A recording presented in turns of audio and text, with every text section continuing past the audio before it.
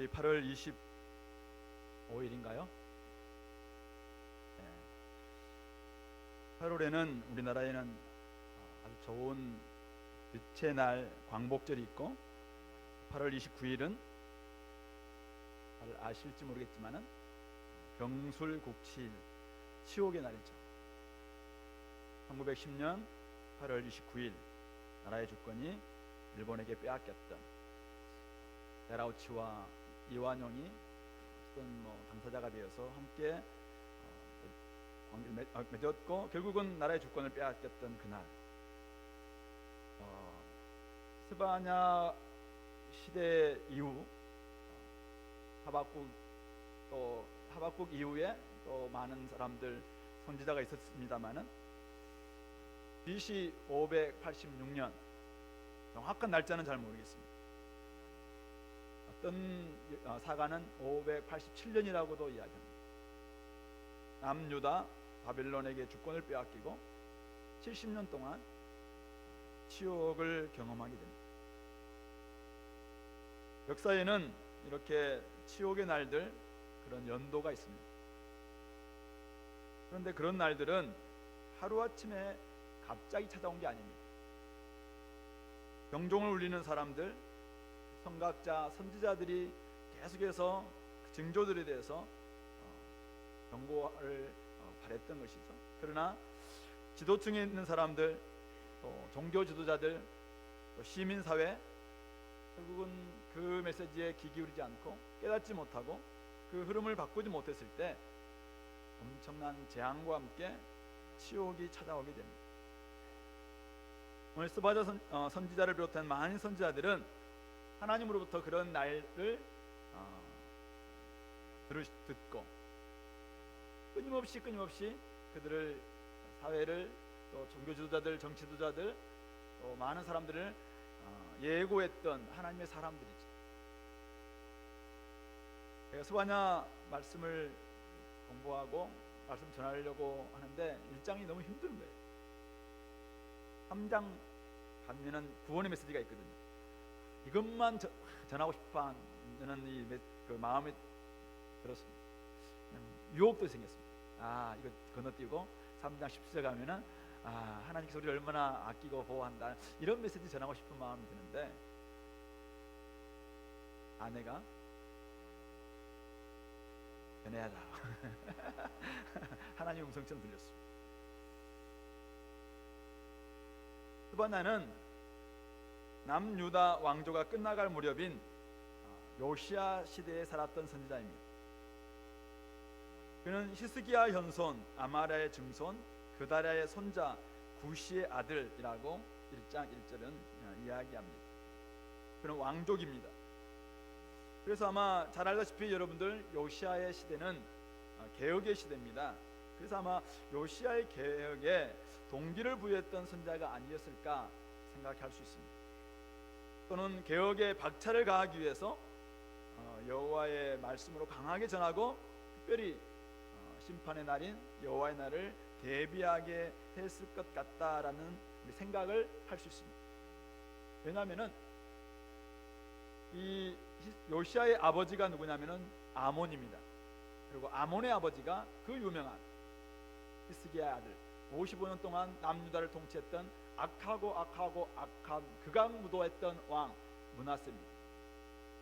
55년 동안, 그러니까 우상숭배 하게 만들었던, 그리고 그의 아들 아몬 2년 동안 통치했는데 그때도 여전히 이 잔재들을 우상숭배에 계속되었던 그런 시대입니다.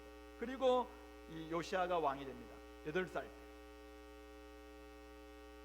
유다 백성들을 돌이키기 위해서 하나님께서는 어쨌든 요시야에게 율법책을 발견했을 때 훌다 선지자에게 가져갑니다. 그래서 훌다 여선지자가 이제 개혁에 대해서 이야기를 하죠.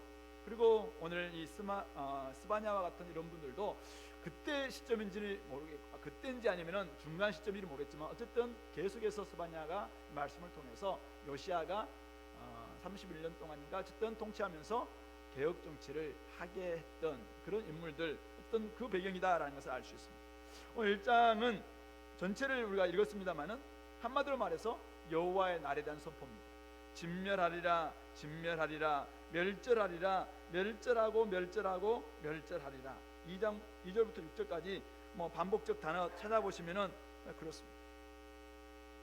사람과 짐승, 공중의 새와 바다의 고기, 거치는 것과 악인들 진멸하겠다라고 선포합니다.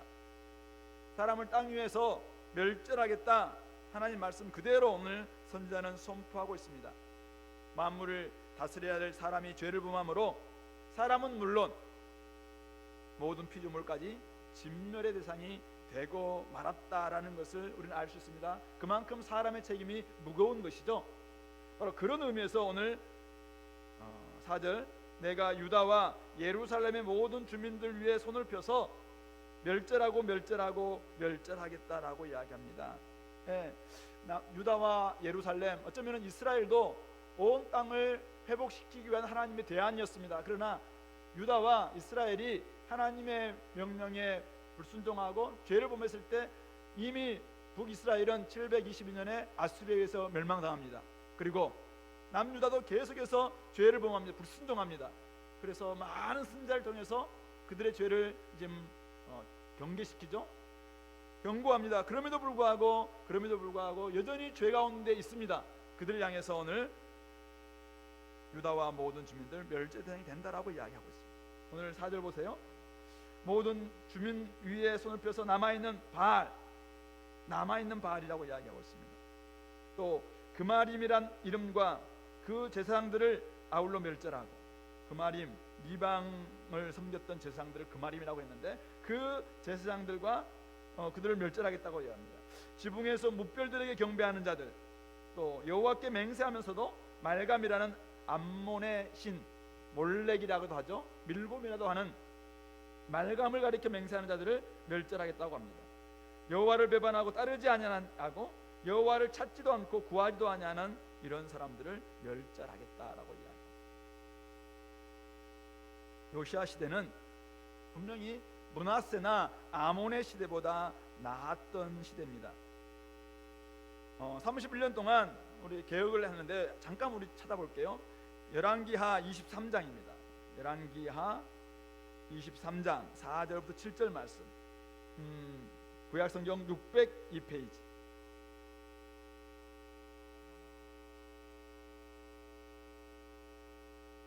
율법책을 발견하고 이제 훌다 선지자에게 가져갔을 때 훌다 선지자가 왕에게 전하라 하면서 개혁을 이야기하게 합니다. 그때 왕이 4절에 대제사장 hil기야와 모든 부제사장과 문을 지키는 자들에게 명령하여 바알과 아세라와 하늘의 일월성씨를 위하여 만든 모든 그릇을 여호와의 성전에서 내다가 기드론 밭에 불사르고 재를 베델로 가게 하고 5절에서도 우상을 섬기는 제사장들을 패하고 바알과 해와 달과 별대와 하늘의 모든 별에게 분향하는 자들을 패하고 6절 여호와의 성전에서 아세라상을 내다가 기드론 시내가다가 불사르고 빻아서 가루를 만들어 평민의 묘지에 뿌리게 하고 7절 여호와의 성전에 있던 남창의 집을 헐었으니 그곳은 여인이 아세라를 위하여 휘장을 짜는 처소였더라. 쭉 이야기합니다. 우리 20절까지도 계속 이야기하고 21절에서도 그가 어떻게 유월절을 회복시켰는가에 대해서 이야기합니다. 그리고 25절 요시야와 같이 마음을 다하며 뜻을 다하며 힘을 다하여 모세의 모든 율법에 따라 여호와께 돌이킨 왕은 요시야 전에도 없었고 후에도 그와 같은 자가 없었더라. 26절 그러나 여호와께서 유다를 향하여 내리신 그 크게 타오르는 진노를 돌이키지 아니하셨으니 이는 므낫세가 여호와를 경노하게 한 그 경노 때문이라 라고 이야기하고 있습니다. 그러니까 결국 요시야 때는 엄청난 개혁을 일으킵니다. 개혁 정치를 해서 그 안에 있었던 바알을 몰아내고 아세라를 몰아내고 일월성신에게 경배했던 사람들을 몰아내고 이방 신들을 섬겼던 제사장들인 그마림이라는 이런 자들도 다 몰아내고 남창도 몰아내고 엄청나게 몰아냅니다. 근데 개혁이 쉽지 않다. 기울어가는 유다를 구하지 못합니다. 왜 그렇습니까? 그만큼 우상 숭배가 온 백성들 속에 뿌리 깊게 박혀 있었다는 뜻입니다. 그러니 하나님의 심판을 피할 수가 없는 것입니다. 남아있는 바알이 있습니다. 바알을 여전히 섬기고 있습니다. 그마림이란 이방신을 섬기는 제사장들이 있습니다. 일월성신과 말감을에게 가르쳐 맹세하는 자들이 있습니다. 여호와를 섬기고 있습니다. 그런데 그렇게 잔재들이 남아있다는 거예요. 종교적인 혼합주의가 빠지지 않고 있었다는 뜻입니다. 여호와를 배반하고 따르지도 않는 자들은 6절에 여호와를 찾지도 않고 구하지도 않습니다.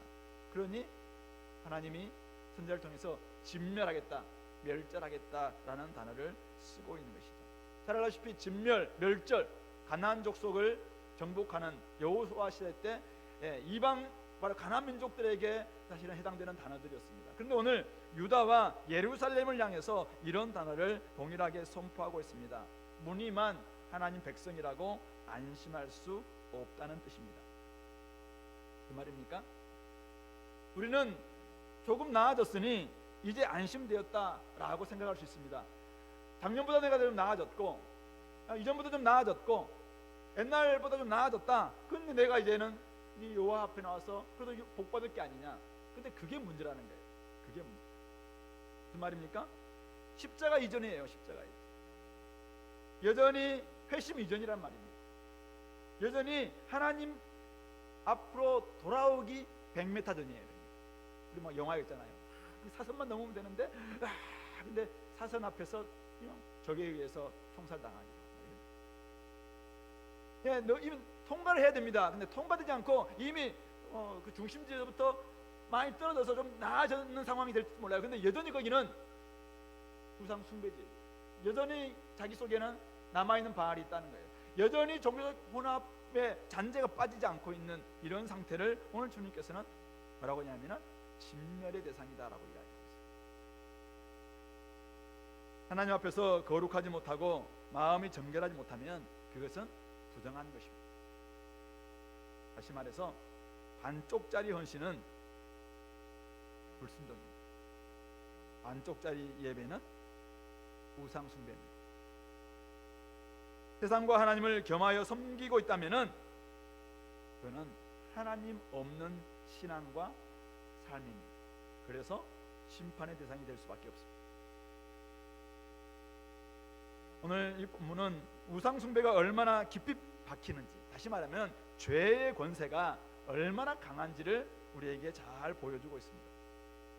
그들은 여호와를 섬겼지만은 우상도 함께 숭배했습니다. 왜 그러냐면은 므낫세 55년의 이 엄청난 기간이 모든 구석구석까지 뿌리 내려 있었다라는 것을 우리가 짐작할 수 있습니다.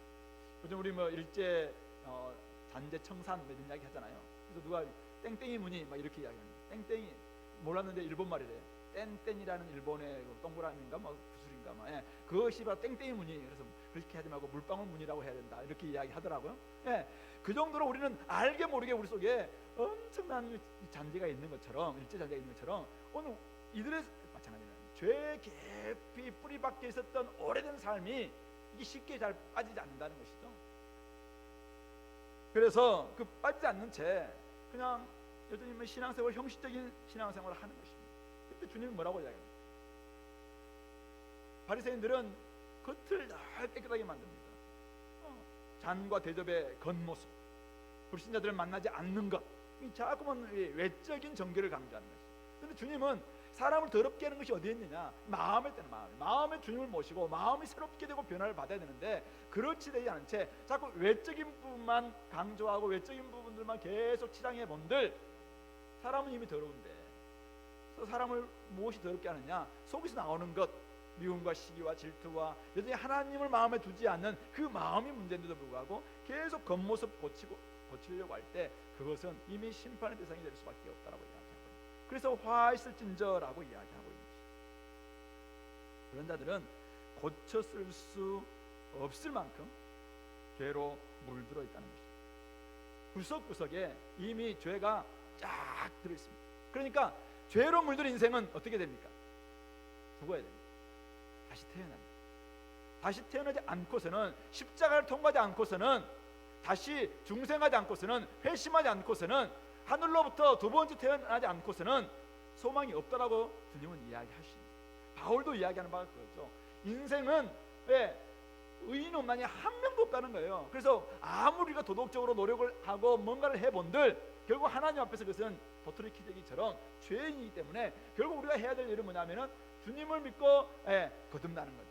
다시 태어나지 않고서는 우리가 조금 고쳐가지고는 개혁 좀 해가지고는 하나님 앞에 온전히 나아갈 수 없다는 것이죠. 그래서 우리가 다시 재생하지 않으면은, 우리가 회심한 중생하지 않으면은 결코 우리는 진멸의 대상이 될 수밖에 없다라고 이야기하고 있는 것이죠. 깊이 뿌리 박혀 있는 우상 숭배는 왜 애들이 자꾸 우상 숭배했을까요? 그것은 바로 그것들이 자신들의 욕망, 자신들의 정욕이라고 이야기했죠. 필요를 채우기 위해서 결코 버릴 수 없는 아주 좋은 카드거든요. 하나님께 나가서 예배드리고 나머지는 바알에 나가는 거예요. 일월 성신이 절하고 쭉쭉 이렇게 하다 보면은 거기서 얼마나 우리가 얻을 수 있는 게 많다고 스스로 생각하면서 아주 편의주의적으로 신앙생활을 하는 거예요. 제가 오래전 얘기입니다만은 일본에 갔을 때 일본 교회에서 이야기하시더라고요. 어떤 분들은 결혼식은 교회에서 하고 제사는 절에 가서 드리고, 어떤 중요한 이슈는 신사에 찾아가고, 어떤 사람들은 한 달에 한 번 교회 나오고, 어떤 사람들은 정기적이래. 정기적으로 1년에 한 번 교회 나오고. 그리스도인인가요? 이 청년들하고 뭐 이야기하면서 그런 지체들이 있어요. 그래서 네가 진짜 바쁘냐라고 의료인들, 이제 레지던트들, 인턴들 너무 바빠서 그런 분들은 우리 다 이해하잖아요. 근데 그렇지도 않는데 정기적으로 한 달에 한 번 나오기도 하고 이런 사람들이 있어서 내가 이야기했습니다. 그리스도인 맞냐? 태어난 거 맞냐? 교회 나오고 안 나올 떠나서 그 삶 가운데 진짜 예수님이 있냐 이거지.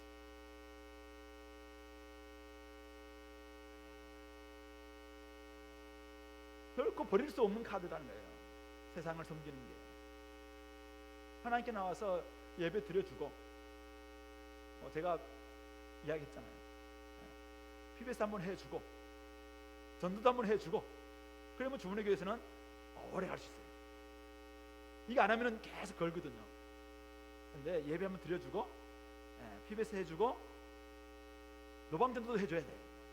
그래야지 안 걸어요 이게. 그리고 나머지 삶은 내 마음대로. 주문의 교회 성도들의 만약 이게 삶의 모습이라면은 저는 다시 태어났다고 생각합니다. 바로 그 이유 때문에 하나님의 엄중한 심판에 직면할 수 있다는 것입니다. 철저히 주님 앞에서 남아있는 바알을 빼야 됩니다. 남아있는 그마림이라는 제사장들을 철폐해야 합니다. 여전히 하나님도 섬기면서 밀곰을 섬기고 있는 이 이중성을 우리는 버려야 합니다.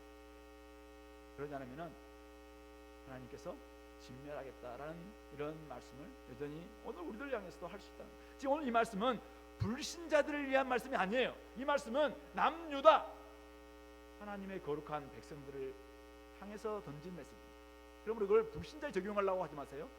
오늘 우리에게 지금 말씀하고 있는 두 번째 7절부터 13절에서 이러한 종교적인 지금 이중성이 종교적인 하나님과 우상을 함께 섬기고 있는 것들이 얼마나 전 영역에까지 영향을 미치고 있었는지를 우리가 한번 볼 수 있습니다. 그래서 주님께서는 여호와의 날이 가까웠다라고 이야기하면서 그날은 희생의 날인데, 옛날에는 여호와의 날, 희생의 날 때 이스라엘을 구원하고 희생 제사를 드림으로 말미암아 이스라엘들은 구원받는 이런 날로 여겨졌거든요. 이방인들은 심판받고 이스라엘은 하나님의 백성들은 구원받는 날인데, 이제는 이 날이 그런 날이 아니라는 것입니다. 구원의 날이 아니라고 이야기합니다. 8절에 내가 하나님이시죠, 방백과 왕자들과 이방인의 옷을 입은 자들을 벌할 날이다라고 이야기합니다. 9절에서는 문턱을 뛰어넘어, 아마 이것은 블레셋의 이방 풍습인데, 우리도 옛날에 어렸을 때 제가 잘하는데 아버님 어머님들이 야 문턱 밟지 마라 복 나간다 이렇게 하죠.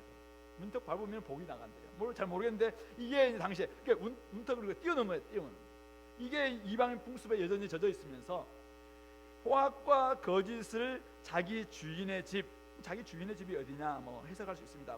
주인, 바알을 주인이라고 이렇게 주인이란 뜻이 있거든요. 그래서 바알의 집인 수도 있고, 아니면 진짜 자기 주인이신 하나님의 집인 성전과 유다 왕실, 유다 전체를 이렇게 이야기할 수 있어요. 어쨌든 중요한 것은 이거죠.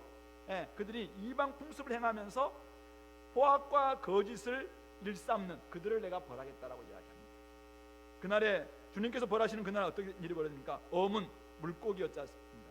그러니까 물고기들이 막 들어오는 문입니다. 물품들이 들어오는 굉장히 북쪽에 있는 많은 사람들이 오고 가는 그 문입니다. 그곳에서는 부르짖는 소리가 들리고, 제2구역 열왕기하에 보면은 이 훌다 여선지자가 이 제2구역에 사셨거든요. 예, 근데 그곳에서도 성전 북쪽의 새로운 도시구역인데 신도시일 수 있어요. 근데 그곳에 울음소리가 들려올 것이라고 이야기해요. 예루살렘을 둘러싸고 있었던 작은 산들이 무너지는 소리가 들립니다. 그리고 막데스, 원래 뜻이 그 움푹 패였다 이런 뜻인데 외국 상인들이 주로 거주했던 지역이라고 합니다. 근데 그곳이 슬피 우는 날이 됩니다. 왜요? 그 다음 11절 나와 있는 것처럼 가나안 백성은 다 패망하고, 가나안 백성은 여기서 1번 내야도 밑에 보시면은 난하주에 보면은 장사하는 자들, 장사하는 사람들이 패망합니다. 은을 거래하는 자들이 다 끊어졌기 때문에 이 막데스 주민들, 그들은 외국 사람들이 막 많이 모여 있었는데 이미 상거래가 안 된다는 거예요. 뭐 무역이 안 되는 거죠. 하나님께서 이미 그렇게 패망하니까 다 끊어질 수밖에 없는 것입니다. 그러니 애통할 수밖에 없었다고 이야기합니다. 12절 여호와께서는 그날에 복도 내리지 아니하시고 화도 내리지 않는다라고 생각하는 그런 사람들을 두루 찾아다니면서 등불을 두루 찾아다니면서 내가 벌하시겠다라고 이야기합니다. 그들의 재물, 그들의 집, 13절 다 황폐하게 되어서 결국 살지도 못할 것이고 마시지도 못하게 될 것이다 라고 이야기합니다.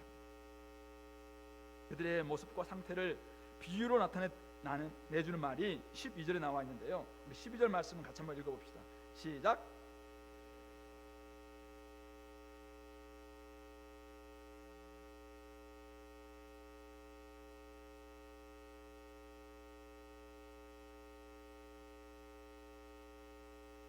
예, 거기에 찌꺼기같이 가라앉아서 마음속에 스스로 이르기를, 찌꺼기같이 가라앉아서, 찌꺼기에 가라앉아 있는 이 포도주를 가만 놔두면은 마시지도 않고 흔들지도 않으면은 찌꺼기에 가만 앉아가지고 옆에는 이제 점점 안 마시면 어떻습니까? 거기에 앙금이 막 생기는 거죠. 그러니까 보면은 되게 평온한 것 같아요. 그냥 안온한 삶인 것 같아. 근데 거기는 뭐 점점 찌꺼기만 쌓여 가라앉고 앙금이 쌓이면서 나중에는 진짜 썩어가는 거죠. 그런 모습이에요. 이런 모습들. 그러니까 이것은 그들은 뭐 하냐면은 여호와 하나님은 복도 내리지 않지만은 화도 내리지 않는 분이다. 하나님은 지금 우리에게 전혀 관심이 없는 분이라고 생각합니다. 그러면서 그들이 조용히 가라앉아 있습니다. 여호와 하나님의 존재를 부정하지는 않습니다. 그런데 자신들이 사는 인간 사이에는 전혀 관심도 없고 간섭도 하지 않는 신이라고 스스로 규정합니다. 그러니까 자기 인간 사이에는 어디로 나갑니까? 바알로 나아가고 몰렉으로 나아가고 그마렘한테 찾아가고 일월성신을 찾아가는 거예요. 그러니 이런 자들이 가만히 앉아서 있다 보니까 전 삶의 영역에 영향을 끼쳤습니다. 그래서 바로 나라를 책임지는 방백들, 왕자들, 그런 사람들, 그리고 이방인들의 옷을 입는 자들, 이방의 풍습을 여전히 유지하는 이런 사람들이 두려워하지 않습니다. 하나님을 두려워하지 않습니다. 그래서 언약 백성다운 품위는 전혀 지키지 않으면서 의인이, 진리니, 정인이, 뭐 긍휼이니 이런 뭐 가치, 이런 것들은 이미 줘버렸습니다. 누구에게 줘버렸어요. 그리고는 거짓과 포악으로 유다 전체 하나님의 땅에 가득 채우는 이런 모습을 그들은 보였다는 것입니다. 그들은 종교 생활을 했습니다. 하지만 하나님의 능력은 별로 신뢰하지 않습니다. 특히 지금 여기에서 삶은, 지금 나의 삶에는 뭐 내가 교회는 나가 주겠다는 거예요. 근데 나머지 삶에는 하나님은 역사하지도 않고, 하나님은 주권도 아니고, 하나님은 능력도 사실은 별로 없다, 인정하지 않습니다. 한마디로 말해서 세상 사람과 똑같은 삶을 사는 것입니다. 찌꺼기같이 가라앉은 포도주 같은 삶. 유진 피터스는 이 부분을 이렇게 조금 번역하고 있는데요, 속 편하게 앉아서 자기만 편히 즐기는 살찌고 게으른 자들, 하나님은 복도 내리지 않지만은 화도 내리지 않는다. 그분은 참견도 않으신다. 이렇게 하는 사람들, 왜 이렇게 되었을까라는 것을 우리가 생각해 보면은 오늘날 가장 잘 팔리는 종교, 가장 장사가 잘 되는 종교가 무엇인가? 하나님께 줄을 댑니다. 하나님께 나아가죠. 그런데 사람들과 관계, 물건 팔 때의 관계, 다른 관계, 이런 부분에서는 우리 좋을 대로 하게 놔두는, 그냥 늘 위로해 주는 거지. 아, 그럴 수도 있다. 야, 살다 보면 그럴 수도 있지. 늘 위로하고, 그냥 우리가 원래 인간 약한 존재니까 그럴 수도 있죠. 늘 이렇게 아프지, 원래 성준은 아픈 거야 라고 이야기해주고, 40대 아플 수도 없는 40이야 라고 이야기하고, 50대 못 주도 살지만은 어쨌든 계속 하면서 늘 위로만 하는, 하나님께 주는 됩니다. 근데 끊임없이 우리 좋을 대로 나머지 부분들은 하도록 방치하는 종교를 가장 장사가 잘 되는 종교라고 이야기합니다. 바로 이들의 모습이라는 것입니다. 자기 생활 방식에 안주하면서 정체되고 무기력한 신앙생활로 미지근한 모습 그대로 보여주는 것입니다.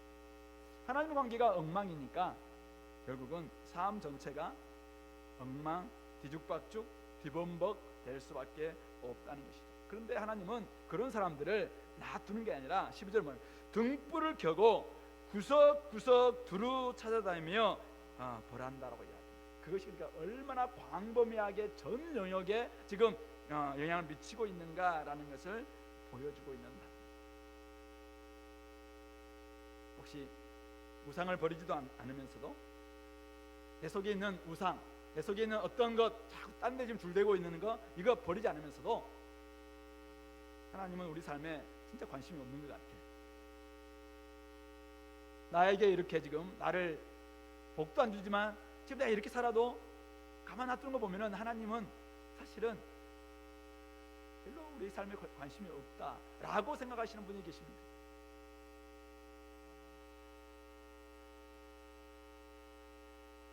하나님을 정말 무능력하고 이 땅에 우리의 삶과는 관계를 끊게 만드는 하나님을 만홀히 여기는 생각이지. 그들의 관심은 마태복음 6장의 표현을 든다면 무엇을 먹을까, 무엇을 마실까, 무엇을 입을까에만 있습니다. 때로는 그들은 염려합니다. 때로는 이방인들처럼 그것을 구하기 위해서 온갖 우상, 재물, 만몬 섬기는 것이죠. 그래서 우리 주님께서는 하나님과 재물을 겸하여 섬길 수 없다라고 하셨음에도 불구하고 이들의 삶은 무슨 상관이냐는 거예요. 하나님은 복 주시지 않을 뿐만 아니라 화도 안 내시는 분 아니에요. 그렇기 때문에 나는 지금 나에게 복 주는 만몬이라면 그게 어떤 얘기지? 그래서 내가 그거라도 섬기겠다, 거기서 내가 나의 안전을 추구하겠다라고 이야기한다는 것입니다. 오늘 성경은 명확하게 이야기합니다. 그렇게 사는 사람들 주님께서 두루 찾아다니며 결국 등불을 찾아서 구석구석을 다 하나님께서 멸할 것이라고 이야기합니다. 세상과는 다른 가치와 질서를 추구하며 살아가야 함에도 불구하고 먼저 그의 나라와 의를 구하는 삶을 살아야 함에도 불구하고 구호뿐인 자들, 그런 자들 하나님께서 두루 찾아내어 나의 삶에 내가 지금 여기서 믿고 있는 예배 드리고 있는 이뿐만 아니라 이거 아니에요. 이거는 잘 보일 수 있어요. 근데 삶의 구석구석을 등불 가지고 다 찾아보겠다는 거예요. 그래서 그거에 대해서 하나님은 심판하시겠다라고 이야기합니다. 삶에 왜 이렇게 힘이 없고 무기력하고 기쁨 없는 생활이 계속되고 있는가 한번 여러분 생각해 보시기 바랍니다. 우리는 그렇게 하면서 이렇게 판단합니다. 하나님이 결국 나에게 도와주시지 않기 때문이다. 그럼 오늘 성경의 메시지는, 지속적으로 선지자들 메시지는 그거죠. 우리가 하나님을 밀어냈기 때문이다. 하나님을 마음 중심에 전적으로 모시지 않고 그분께 순종하지 않는 것이 우상 숭배라고 이야기하고 있습니다. 찌꺼기처럼 가라앉아 있으면서 속으로 하나님에 대해서 불평할 것이 아니라 주인이자 왕이신 하나님을 우리의 삶의 가장 중심에 모시고 자기 처소에서 예배하고 그분의 나라와 의를 구하는 삶을 살아내지 않고서는 그냥 무늬만 그리스도인, 썬데이 그리스도인, 해주는 그리스도인, 그리스도인이라는 이름을 붙여도 안 되는 엄청난 단어인데, 그렇게 살 때 하나님은 그런 부분에 있어서 태어나지 않았다고 이야기하면서 진멸의 대상이 된다라고 이야기하고 있습니다. 좀 세죠? 제 입에서 나올 수 없는 센 말이에요. 근데 성경에서 명확하게 이야기하고 있는 말. 그래서 오늘 우리는 이 7절에서 13절에서 하나님 관계가 무너지면은 결국 2절부터 6절에 하나님 관계인데 어쩌면은 우리가 이중성이잖아요. 하나님도 섬기고 우상도 섬기고, 하나님도 믿고 여전히 바알이 남아있다는 거잖아요. 여전히 그마림을 섬기고 있고, 여전히 지금 일월 성신을 섬기고 있고, 여전히 몰래 말감에게 숭배하면서 여호와를 찾지도 않고 구하지도 않는 이런 삶이 얼마나 전방위적으로 전 영역까지 영향을 미치고 있는가라는 것을 보여주고 있습니다. 그러므로 남아있는 바알, 남아있는 말감, 남아있는 그마림, 이 우상 숭배가 결국 이중성의 종교적 이중생활이 방백과 왕자들의 거짓과 포악으로 이어질 뿐만 아니라 어문과 제2구역과 막대스 주민들과 가나안 백성들, 즉 장사하는 사람들의 모든 경제, 사회, 문화, 정치 영향을 미칠 수밖에 없다라고 이야기합니다. 이것은 한 개인으로 본다면 이거죠. 내가 하나님과 맺는 성막이, 회막이 살아있지 않으면은, 내가 하나님과 관계를 맺는 매일매일의 경건의 시간과 하나님과 예배가 살아있지 않으면은 나의 경제적인 영역, 정치적인 영역, 사람과의 관계적인 영역, 문화적 영역, 사회적 영역, 공부하는 모든 삶의 영역이 그대로 영향을 받게 될 것이고, 그 결과 하나님은 그곳에 다 찾아다니면서 있는 죄의 영향력들, 우상 숭배의 영향력들, 그것들을 다 찾아내서 진멸할 것이라고 말씀하고 있는 것입니다. 결국 주님의 날에 절망하고 부르짖고 슬피 울 수밖에 없다는 뜻입니다. 그러므로 지금 하나님의 자리를 꿰차고 있는 것이 무엇인지 한번 분별해 보시기 바랍니다. 여러분들 매일 하루를 한번 오늘 가기 전에 오늘 하루를 딱 한번 보십시오. 오늘은 주일이니까 좋아요. 오늘 주일이니까 내가 하나님의 가장 중요한 영역에 내가 하나님을 모시고 있는가. 그러면 내일부터 시작되는 일주일을 한번 여러분들 점검해 보시기 바랍니다. 나의 일주일에 하나님께 내가 드리는 이 영역이 진짜 살아있는가. 그리고 그 살아있다는 것은 뭘 이야기합니까? 나의 삶에 정치, 경제, 사회, 문화 모든 영역 속에 그대로 이것이 영향을 미쳐서 하나님께 내가, 하나님은 줄을 대고 있는데 이 줄이 계속 같이 영향을 끼쳐야지, 하나님께 줄을 대고 나머지는 다 세상 관심과 세상 오락과 세상 그냥 우상 숭배와 여기에 전부 줄대고 있는 철저 이원론적이죠. 이런 의미에서 우리가 있다면은 우리는 하나님 앞에서 재정비할 필요가 있다. 다시 태어나지 않으면 우리는 하나님 앞에서 온전히 받을 수 없다는 것을 이야기하고 있는 것입니다. 또 오늘 여러분들의 삶의 구석구석, 여러분들의 구역구역 한번 살펴보시기 바랍니다. 어문 물고기들이 막 드러나는 경제적인 영역이죠. 이것도 한번 내가 살아있는가. 제2구역, 새롭게 내가 새롭게 마련한 어떤 영역이 있다면 그곳에 내가 하나님을 지금 모시고 있는, 장사하는 자리에 주님은 계신가.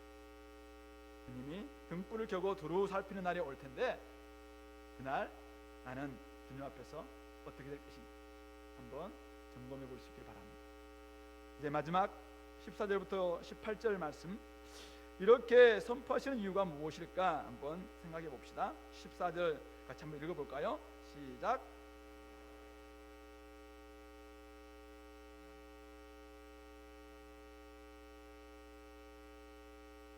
예, 15절 16절 제가 읽습니다. 그날은 분노의 날이요 환난과 고통의 날이요 방패와 패망의 날이요 캄캄하고 어두운 날이요 구름과 흑암의 날이요 나팔을 불어 경고하며 견고한 성읍들을 치며 높은 망대를 치는 날이로다.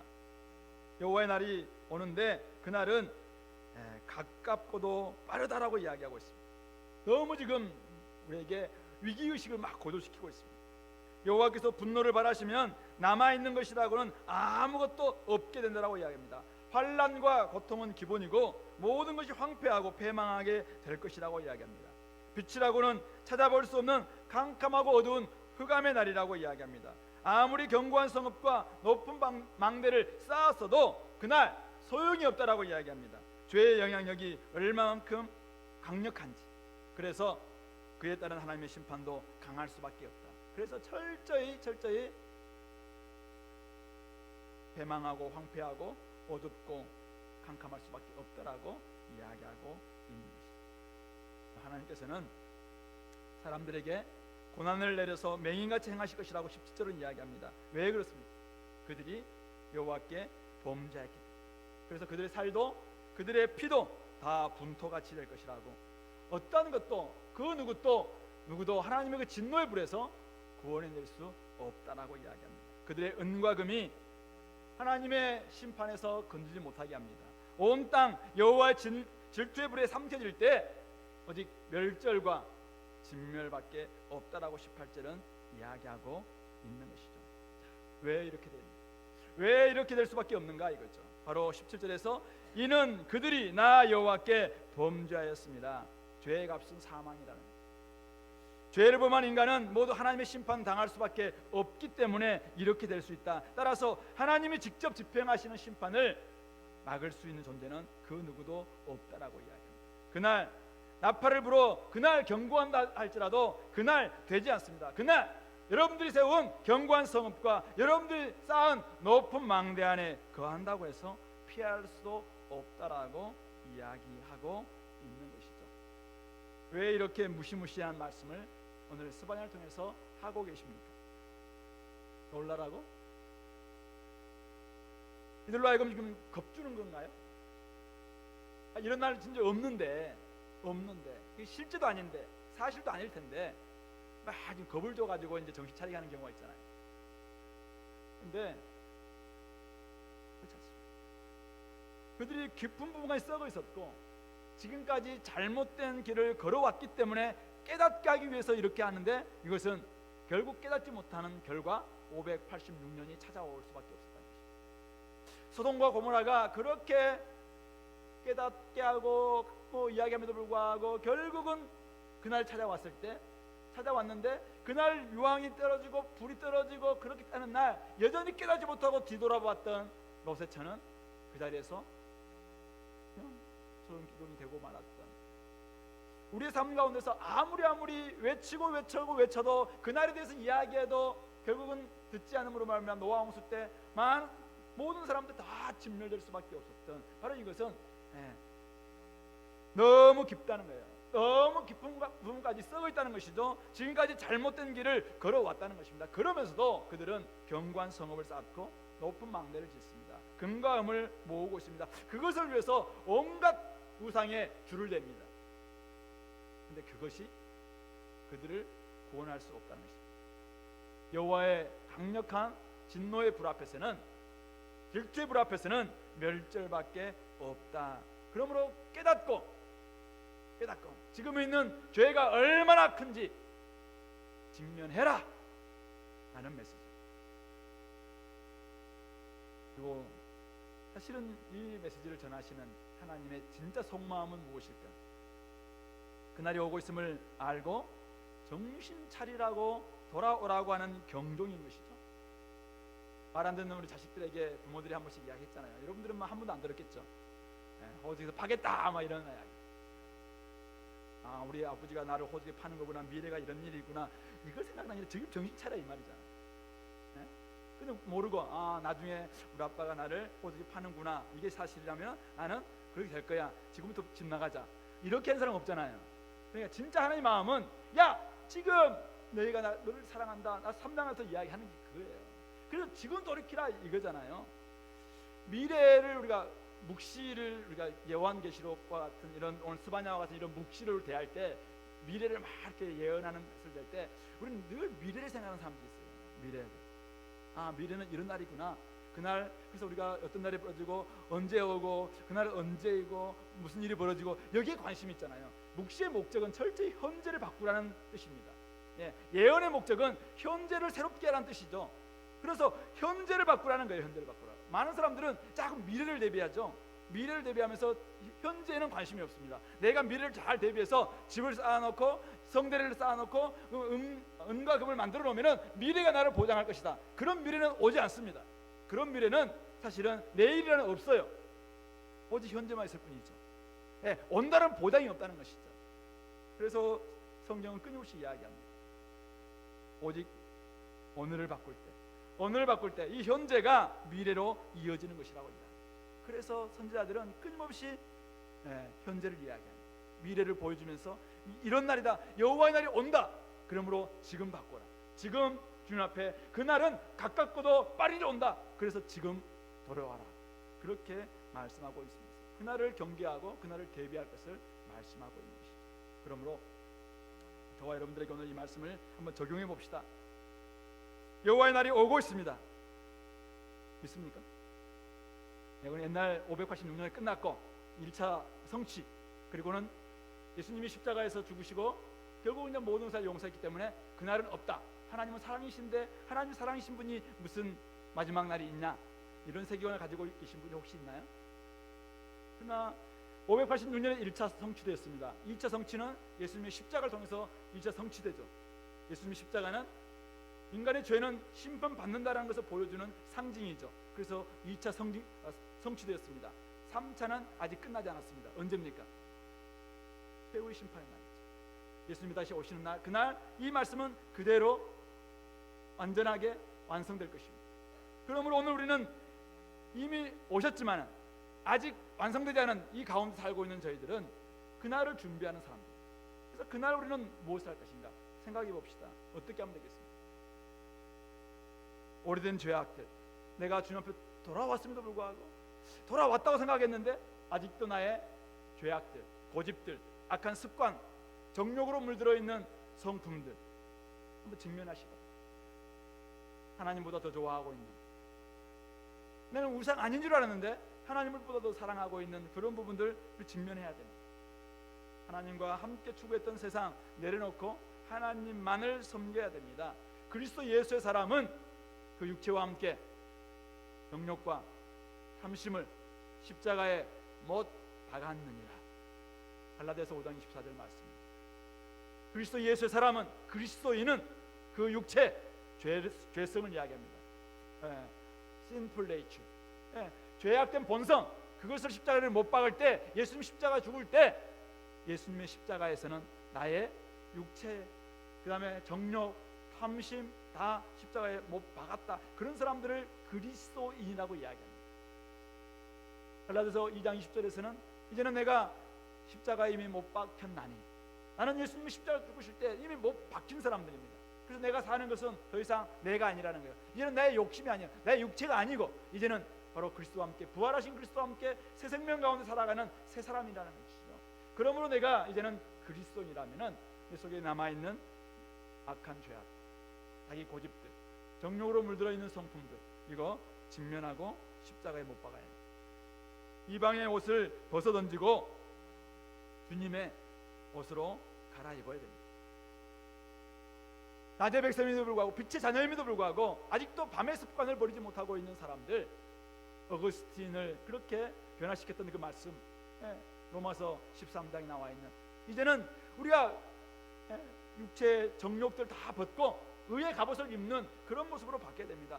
낮의 습관, 밤에 우리 모든 것들은 다 이제는 버리고 이제는 낮의 습관을 회복해야 되지. 은과 금이 우리를 구할 수 없습니다. 견고한 성읍과 높은 망대에 쌓기에 바쁜 혹시 우리의 모습이라면은 오직 주님의 품 안에서 참된 평안과 안식을 마련할 수 있게 되기를 바랍니다. 두 번째는 예언을 무시한다면 어떻게 되겠는가 이거죠.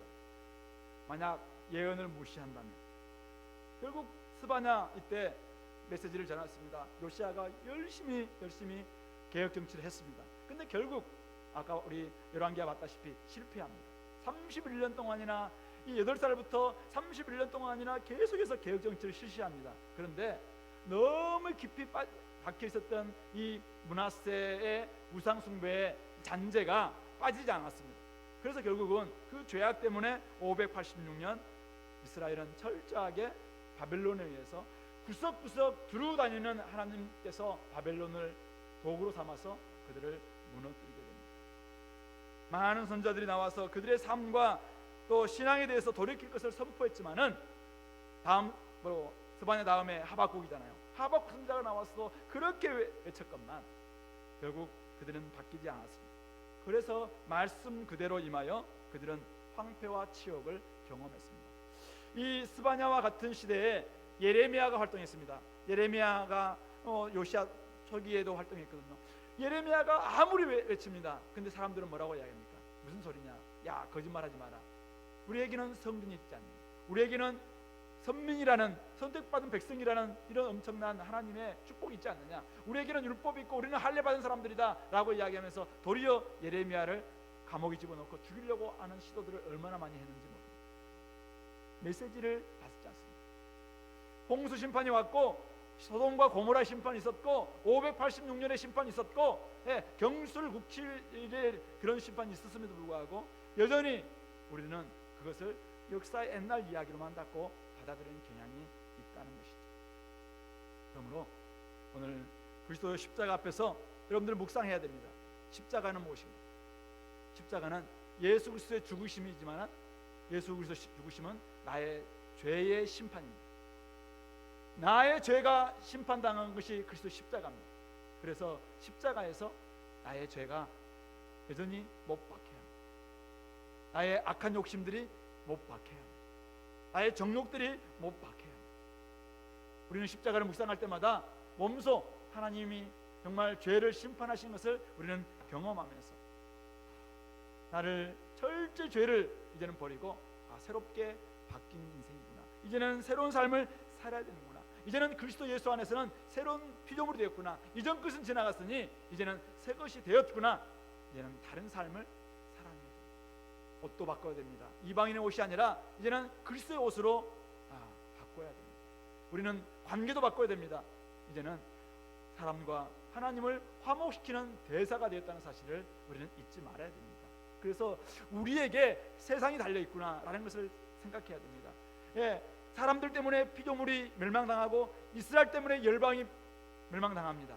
그렇다면 오늘날은 교회 때문에 세상이 멸망당할 수 있습니다. 우리가 그들을 구원하지 않으면, 우리가 그들에게 화목의 역할을 감당하지 않으면, 우리가 화목의 대사가 되지 않고서는 사실은 그들이 하나님을 알 수 있는 길이 없어요. 그래서 우리가 그 대사 역할을 감당하기 위해서 다른 삶으로 철저히 바꿔내야 됩니다. 하나님 줄대면서 다른 것 개 줄대는 이 이중생활을 빨리 끊어내야 됩니다. 그렇지 않으면 우리도 죽고 저들도 죽게 될 수 있습니다. 마지막 날은 모든 인류에게 여전히 남아있는 여호와의 날입니다. 이미 모든 죄와 심판을 담당하신 주님의 십자가 앞에서 자신의 육체와 정욕을 십자가에 못 박지 않는 사람들, 여전히 그날의 심판을 맞이할 수밖에 없음을 기억해야 합니다. 자신의 교만과 불의와 죄와 욕심 때문에, 다른 것 때문이 아니에요. 여호와께 범죄한 것 때문이에요. 그것 때문에 심판당할 수밖에 없음을 우리는 생각하며, 그러므로 2장에 가면은 빨리 회개하고 돌이키고 주님 앞으로 나아올 것을 이야기하고 있는 것이죠. 그날은 가깝고도 빠르게 오고 있습니다. 황폐와 패망의 날이고 어둡고 캄캄한 날입니다. 그날이 빨리 오고 있습니다. 그러면 어떻게 해야 됩니까? 여전히 이 날에 나를 맞이하지 못하고 여전히 주님 안으로 들어오지 못한 가족들, 친구들, 친척들, 주변의 이웃들, 그날이 이르기 전에 아직은 경고의 나팔이 효력이 있습니다. 아직은 경종이 효력이 있습니다. 그러나 그날에는 소용이 없습니다. 그날 이르기 전에 빨리 돌이키도록 해야 합니다. 사람에게 한번 죽는 것은 정해진 것이고 그 후에는 심판이 있다라고 말씀했습니다. 그러므로 지금 내일 무슨 일이 벌어질지 아무도 모릅니다. 그러므로 지금 바꾸시기 바랍니다. 오늘 바꾸시기 바랍니다. 오늘 여러분들 삶에 주님을 모시기 바랍니다. 경술국칠, 바벨론에 의한 유다 멸망, 그 앞에는 많은 경종과 경고의 메시지들이 있었습니다. 많은 선지자들과 선각자들이 상소를 올리고 깨달으라고 이야기하고 수없이 이야기했음에도 불구하고 돌이키지 않았습니다. 영원한 절망과 어둠으로 떨어지기 전에 돌이키라고 수없이 메시지를 전했건만 결국 방치하고 깨닫지 못하고 그 길로 가다가 여호와의 분노의 날을 맞이했습니다. 아무도 숨을 수도 없었고 숨길 수도 없었습니다. 온 땅이 질투의 불에 삼켜질 때 요한계시록에서는 이야기합니다. 영원한 불못으로 떨어지는 일만 남았다라고 이야기합니다. 지금은 가능성이 있습니다. 그러나 그날은 영원한 불못만 기다리고 있다라고 이야기합니다. 그러므로 오늘 여호와의 날이 없는 것처럼 사는 사람이 한 사람도 없도록 여호와의 날은 이미 이거는 586년 그냥 남유다 멸망 그때만 이야기하는 거야 라고 생각하면서 오늘을 그냥 살아가는 사람들 한 사람도 없도록 이 경고의 말씀이, 이 경종이 여러분들에게 새로운 삶으로 나아가는 하나의 시발점 될 수 있기를 권면합니다. 기도합시다. 말씀을 좀 생각하면서 오늘 우리에게 주셨던 이 말씀은 굉장히 듣기에 거북할 수 있는 말씀일 수 있습니다. 때로는 아프기도 한 말씀일 수도 있죠. 근데 아프고 거북하다고 나의 삶에 이 아픔의 대상을 가만 놔두고서는 우리는 안 될 것 같아요. 그래서 한번 자신을 한번 직면해보고, 혹시 내가 그냥 안온하게 지내고 있는, 그냥 포도주 가라앉는 것처럼 그대로 가라앉으면서 하나님 복도 안 내고 그냥 화도 안 내시는 분이야 라고 하면서 그냥 신앙생활을 세상 사람들처럼 하고 있는, 교회는 와주는데 나머지 삶은 그냥 내 마음대로 하는 그런 모습들 회개할 수 있도록, 하나님 여호와의 심판이 다가오고 있는데 그날 다가오는데 내가 잘 직면하고 맞이할 수 있게 달라고 같이 한번 기도하겠습니다.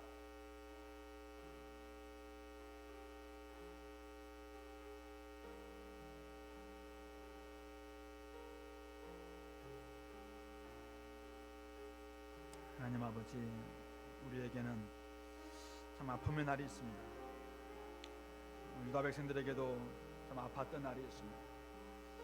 수많은 선지자들이 그렇게 외쳤고 바꾸자고 이야기하고 바뀌라고 이야기했건만 그들은 여전히 아버지 하나님 그 자리에 안온히 앉아서 포도주가 가라앉아 있는 것처럼 앙금만 그냥 만들어 놓은 채 그대로 있었습니다. 그러나 하나님은 그날을 준비하셨고 등불을 찾아 구석구석 아버지 하나님 찾아서 벌하실 것이다 라고 말씀하고 있습니다. 무서운 말씀입니다. 하나님 아버지, 두려운 말씀입니다. 그러기에 하나님 아버지, 오늘 나의 삶을 솔직하게 직면하고 하나님 아버지 정말 돌이키는 저희들 되게 하여 주시옵소서.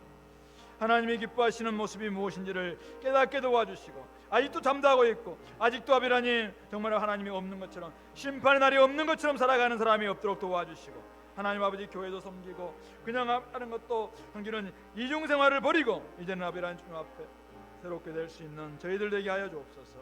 하나님은 오늘도 우리에게 정말 우리로 하여금 오늘 바꾸라고 이야기합니다. 현재를 바꾸라고 이야기합니다. 그러기에 하나님 정말 주님과 함께 동행하며 주님 앞에 나아가는 우리 모든 성도들이 될 수 있도록 축복하여 주옵소서.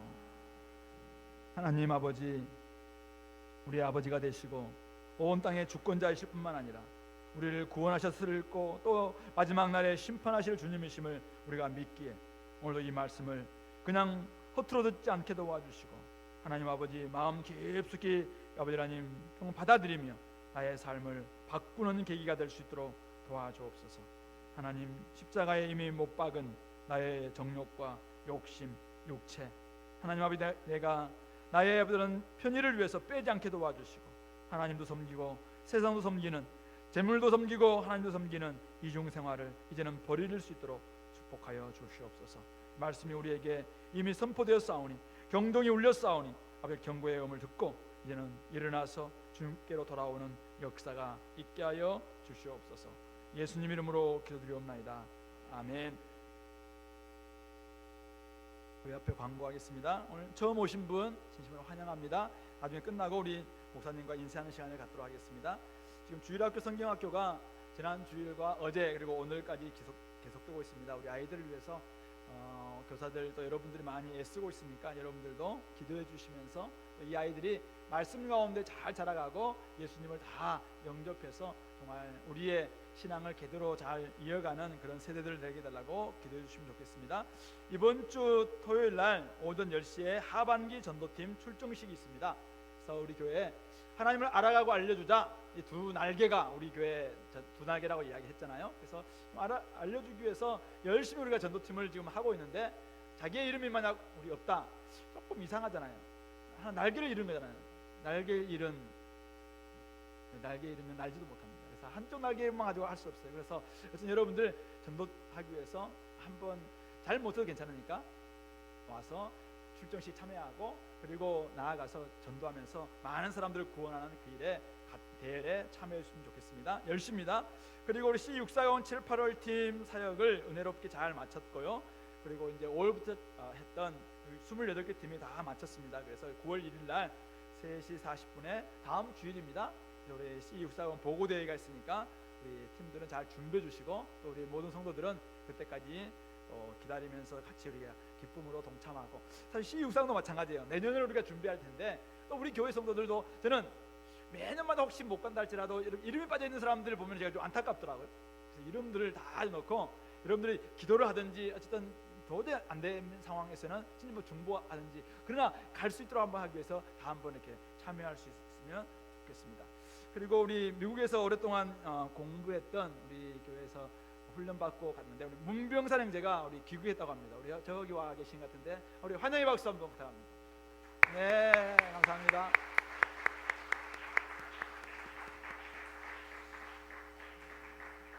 네, 어디에 계실지 모르겠지만은 또 멋지게 한번 또 살아갔으면 좋겠습니다. 환영 받을 사람이 계신가요? 또 혹시 제가 잘 모르겠습니다. 또 나중에 우리가 새로운 사람들을 또 축복하면서 옆에 사람들하고 인사합시다 하니까 되게 어색해서 안 시키려고 했는데 스스로만 어색해 하더라고. 또 우리 새로 아까 보니까 군인도 한 명 우리 휴가 온 것 같기도 하던데 제가 잘 몰라서 한데 어쨌든 서로 우리 축복하고 기뻐하고, 교회 왔는데 어색하게 그냥 혼자 있다가 가고 막 이런 사람이 없도록 이 안이 정말 천국 잔치가 될 수 있도록 그렇게 했으면 좋겠습니다. 다 함께 일어나셔서 찬송가 538장 찬양드리겠습니다.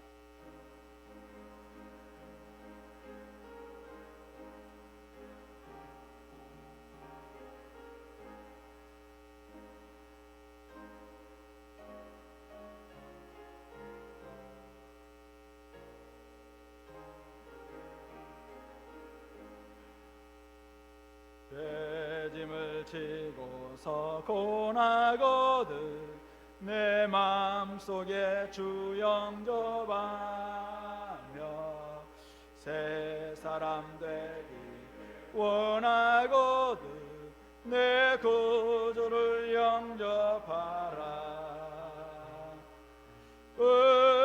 의심을 다 버리고 구주를 영접하라. 마음은 다 열어놓고 내 구주를 영접하라. 정결케 되기 원하거든 내 마음속에 주 영접하며 생명수 마시 원하거든 내 구주를 영접하라. 의심을 다 버리고 구주를 영접하라. 마음은 다 열어놓고 내 구주를 영접하라. 진실한 친구 원하거든 내 마음속에 주 영접하며 내 맘의 평안 원하거든 내 구주를 영접하라. 의심을 다 버리고 구주를 영접하라. 마음은 다 열어놓고 내 구주를 영접하라. 즐거운 찬송 하려거든 내 마음속에 주 영접하며 평안한 복지 가려거든 내 구주를 영접하라. 의심을 다 버리고 구주를 영접하라. 마음은 다 열어놓고 내 구주를 영접하라. 우리 구주 예수님의 은혜와 아버지 하나님의 지극하신 사랑하심과 성령 하나님의 감화 감동 교통 충만 위로 역사하심이 오늘 말씀을 통해서 나의 모든 죄악들 십자가에 못 박고 이제는 주님 안에서 다시 태어나며 태어난 자답게 새로운 삶을 살기로 결단하는 이곳에 있는 모든 성도들 머리 위에 지금부터 영원토록 함께 있을지어다. 아멘. 십자가에 달리사 내게 사랑 주셨네. 나를 구원하시려고 보혈을 흘리셨네. 주의 나라 주의 권세 영원 영원히 주의 나라 주의 영광 영원하리라.